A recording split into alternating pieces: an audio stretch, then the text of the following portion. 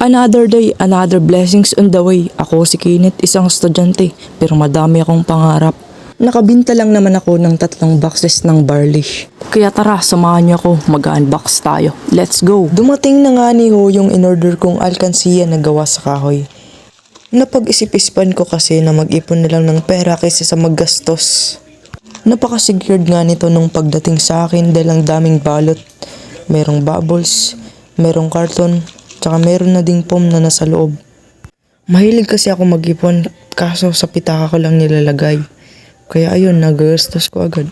Madali lang kasi magastos yung pera kapag nasa pitaka mo lang nilagay. Kasi pwede mo lang kunin kahit anong oras kapag may gusto kang bilhin. Kasi dito sa alkansiya, pag nilagay mo, bago makukuha, kailangan mo talaga sisirain. Kung napapansin nyo, dream car talaga yung nalakalagay dyan dahil para talaga to sa motor ko. Hindi po siya car, motor po talaga na gusto kong bilhin. Kaya ito na lang napili ko. Glass nga yung nakalagay dyan sa ibabaw. Mas maganda nga talaga dito mag-ipon kasi may inspirasyon ka kung para saan yan yung iniipon mo. Tsaka nakikita mo pa yung nakatatak, yung katulad sa akin, save for my dream car.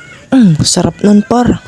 Kaso kahit anong ingat nga talaga ng driver, hindi po talaga mawasan yung pagka-damage ng isang product. Ito na nga yung record or signs kung magkano na naipon mo or anong mga pera ang nalagay mo sa loob.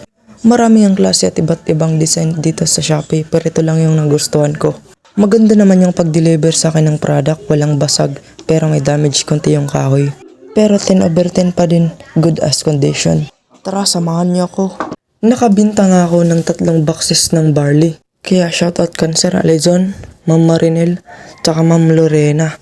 Maraming salamat po sa inyo. Ang purpose ko nga dito sa pagtinda ng barley ay hindi lang makakita ng pera, kundi makatulong din sa kapwa kong Pilipino. 2 box na nga lang yung natira kaya bilhin nyo na. Itong barley nga pala ay gawa sa legal na damo.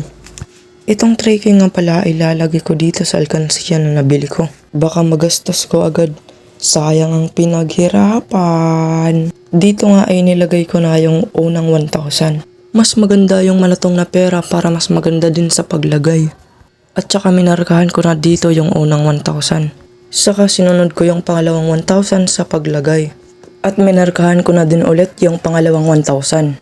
Itong papel nga pala na minarkahan ko ay nagsisilbing record or listahan sa mga pera kung magkano na ang nailagay ko. Natapos ko na din pala yung 3,000 sa paglagay. At dito gar, ipiplex ko lang ulit yung perang naipon ko dahil sa pagbibenta ng barley. Itong barley nga pala ay isang produkto na gawa sa legal na damo. Mayaman siya sa pangangatawan natin at madami siyang natulungan. Hindi siya gamot pero nakakagamot siya sa katawan. Goodbye mga gar. Burger sa akin.